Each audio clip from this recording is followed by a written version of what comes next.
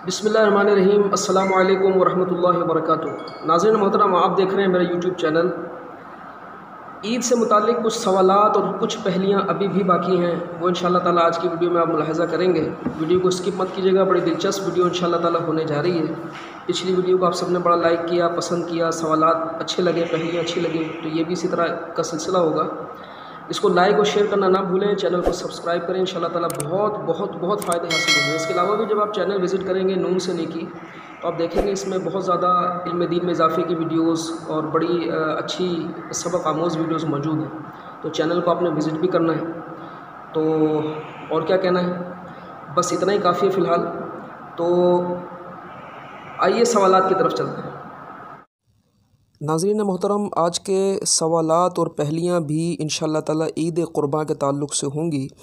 इल्म दीन हासिल करने की अच्छी अच्छी नियतें कर लीजिए, और अगर इन सवालात उसके जवाबात में कुछ शरई गलती पाएँ तो कमेंट्स के अंदर मुझे ज़रूर आगाह करें, ये आपका बहुत बड़ा एहसान होगा इंशाअल्लाह ताला। दोस्तों, आज का हमारा सबसे पहला सवाल है तकबीर तशरीक से मुतल्लिक़। उम्मीद है जब तक ये वीडियो अपलोड होगी तकबीर तशरीक का आगाज़ हो चुका होगा। तो मेरा सवाल ये है कि तकबीर तशरीक किसे कहते हैं और इसका हुक्म क्या है। सोचिए और दुरूद पाक पढ़िए। दोस्तों, तकबीर तशरीक का जो हुक्म है, तकबीर तशरीक वाजिब है, और ये 9 ज़ुल्हिज्जतिल हराम की फ़जर से लेकर 13 ज़ुल्हिज्जतिल हराम की असर तक पढ़ी जाती है, नमाज से फ़ारिग़ होने के बाद बुलंद आवाज़ से। सवाल नंबर 2, ये बताइए कि क्या नाबालिग पर भी कुर्बानी वाजिब है। सवाल नंबर 2, क्या नाबालिग पर भी कुर्बानी वाजिब है।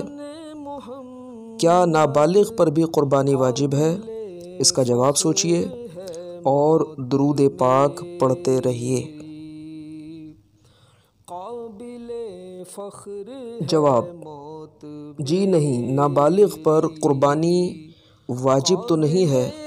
हाँ, अलबत्ता अगर कोई सरपरस्त बड़ा या वालिद मोहतरम अपने नाबालिग बच्चों की तरफ से कुर्बानी कर देते हैं तो वो कुर्बानी इंशाअल्लाह तबारक व तआला अदा हो जाएगी। सवाल नंबर 3, ये बताइए कि अगर कोई शख्स मालदार है, साहिब निसाब है, उस पर कुर्बानी तो वाजिब है, मगर अब कुर्बानी के दिनों में उसके पास पैसे मौजूद नहीं हैं, तो वो क्या करेगा। दुरूद पाक पढ़ते रहिए और इसका जवाब सोचते रहिए। जवाब: अगर कोई शख्स साहिब निसाब है और साहिब हैसियत है, यानी इस पर कुर्बानी वाजिब तो हो चुकी है, लेकिन अब इन दिनों में इसके पास कुछ भी मौजूद नहीं है, तो इसको कोई घर की चीज़ बेचनी पड़ेगी या कर्ज़ लेकर कुर्बानी अदा करनी पड़ेगी, क्योंकि ये वाजिब है, इसमें कोई छूट नहीं मिल सकती। सवाल नंबर 4, क्या कुर्बानी के जानवर में अकीके का हिस्सा भी शामिल किया जा सकता है। क्या कुर्बानी के जानवर में अकीके का हिस्सा भी शामिल किया जा सकता है। जवाब सोचते रहिए और दुरूद पाक पढ़ते रहिए।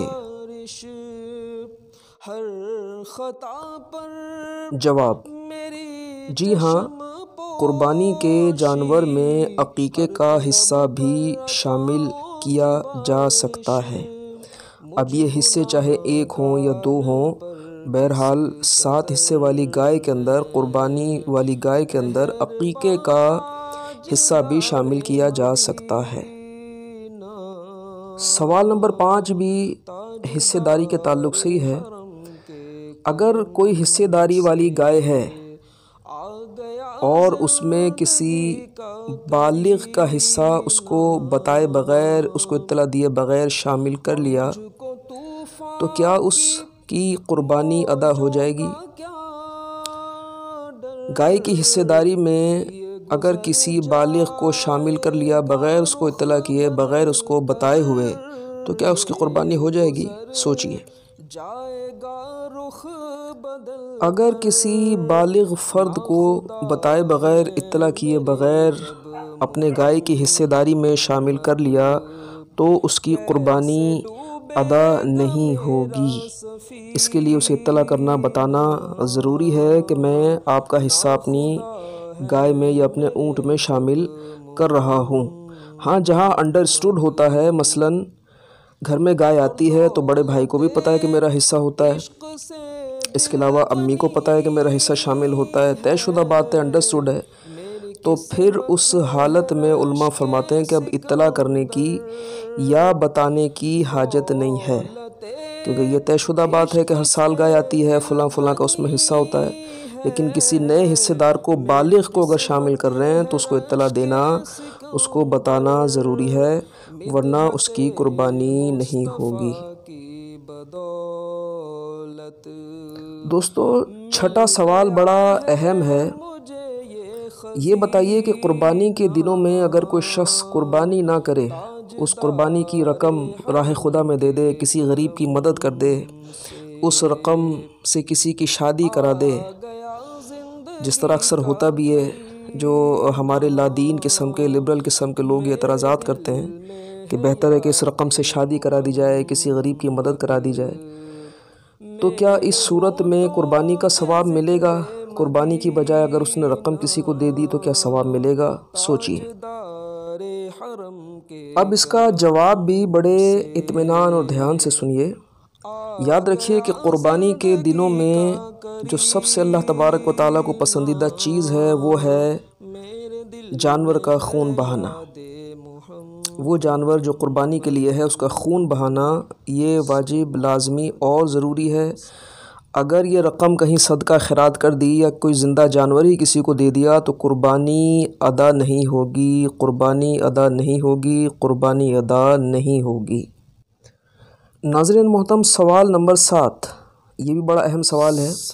جب قصاب آپ کا بکرا یا گائے ذبح کرتا ہے تو آپ بھی برکت کے لیے چھری پر اپنا ہاتھ رکھ لیتے ہیں، یا قصاب آپ سے کہتا ہے کہ یہ آپ بھی ہاتھ رکھ لیجئے، تو بسم اللہ، اللہ اکبر دونوں کے لیے پڑھنا ضروری ہے یا کسی ایک نے پڑھ لیا تو کام چل جائے گا؟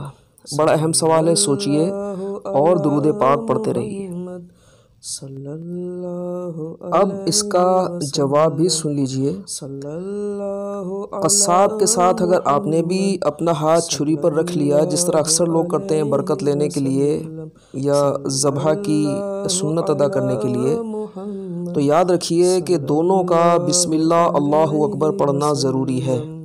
اور بسم اللہ اللہ اکبر یہ اتنی آواز سے ہوگا کہ ہمارے اپنے کان بھی اس کو سن لیں۔ فقط اس آسرے میں رہنا کہ وہ پڑھ لے گا تو کافی ہے، قصاب سوچے کہ ان صاحب نے پڑھ لیا ہوگا تو کافی ہے، اس سے کام نہیں چلے گا۔ دونوں کو بسم اللہ اللہ اکبر کہنا پڑے گا چھری چلاتے وقت۔ بڑا اہم مسئلہ ہے، اس کو یاد رکھیے۔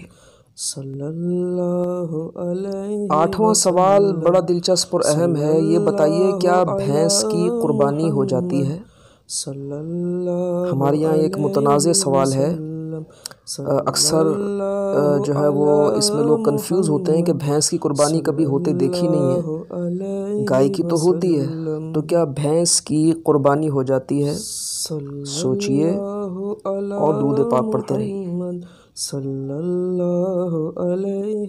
جواب تو جی ناظرین محترم، بھینس کی قربانی بھی ہو جاتی ہے، کیونکہ اکثر بھینسے کی قربانی ہو رہی ہوتی ہے، بھینس کی قربانی کبھی ہم نے ہوتے دیکھی نہیں ہے، تو بعض اوقات یہ ذہن میں سوال آتا ہے، تو یاد رکھیے کہ بھینس بھی گائے ہی کی نسل سے، اسی کی قسم سے ہے، اگرچہ شکل کا، صورت کا فرق ہوتا ہے، لیکن یاد رکھیے کہ بھینس کی بھی قربانی ہو جاتی ہے۔ جس طرح ہم کہتے ہیں بکری یا بکرے کی قربانی، بھیڑ یا بھیڑی، تو یہ ظاہر دیکھنے میں الگ لگتے ہیں لیکن ان کی قربانی بہرحال ہو جاتی ہے۔ سوال نمبر 9 بڑا آسان سوال ہے۔ یہ بتائیے کہ گائے میں، اونٹ میں زیادہ سے زیادہ کتنے حصے ہو سکتے ہیں؟ 7، 8، 9، 10، 11، 12؟ سوچئے، درود پاک پڑھتے رہیے اور اس کا جواب دیجئے۔ جواب: ناظرین محترم، میرے 7 8 9 10 11 12 13 کہنے سے ہو سکتا ہے کہ آپ پریشان ہو گئے ہوں، کنفیوز ہوئے ہوں، جنہیں پتہ ہے وہ حسبی پڑھے ہوں۔ تو یاد رکھیے، گائے میں، اونٹ میں زیادہ سے زیادہ 7 حصے ہی ہو سکتے ہیں، زیادہ سے زیادہ 7 حصے ہو سکتے ہیں، اس سے زیادہ حصے نہیں ڈالے جا سکتے۔ سوال نمبر 10 دوستو بڑا اہم ہے، توجہ سے سنیے گا۔ اکثر ہم جانور کے عیب کا ذکر کرتے ہیں کہ ٹانگ ٹوٹ گئی یا کوئی جانور میں کسی طرح کا عیب پیدا ہو گیا تو قربانی ہوگی یا نہیں ہوگی۔ اب آپ سے ایک سوال یہ ہے کہ آپ کا صحت مند اچھا خاصا جانور ہے، ذبح کرنے کے لیے آپ اس کو لے آئے، اب اس دوران طاقت آزمائی کرتے مثلاً جانور کو چوٹ لگ گئی، زخمی ہو گیا کسی حوالے سے، تو کیا اس کی قربانی ہو جائے گی یا نہیں ہو جائے گی؟ سوچئے، درود پاک پڑھتے رہیے۔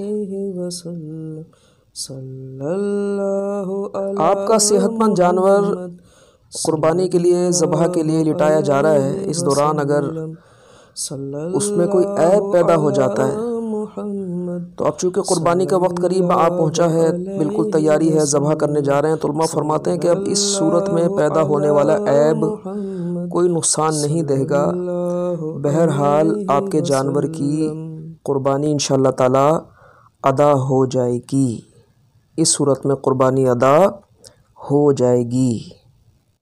تو ناظرین محترم، امید ہے کہ سوالات بڑے دلچسپ اور پیارے لگے ہوں گے، علم دین میں اضافہ بھی ہوا ہوگا۔ تو اس ویڈیو کو ہو سکے تو شیئر کیجئے، چینل نون سے نیکی کو سبسکرائب کیجئے، اس کی دعوت بھی عام کیجئے۔ چینل پہ بڑی زبردست دلچسپ ویڈیوز موجود ہیں، ان کو بھی دیکھیے اور اپنا فیڈ بیک دیجئے۔ مجھے دعاؤں میں بہت زیادہ یاد رکھیے۔ اللہ حافظ و ناصر۔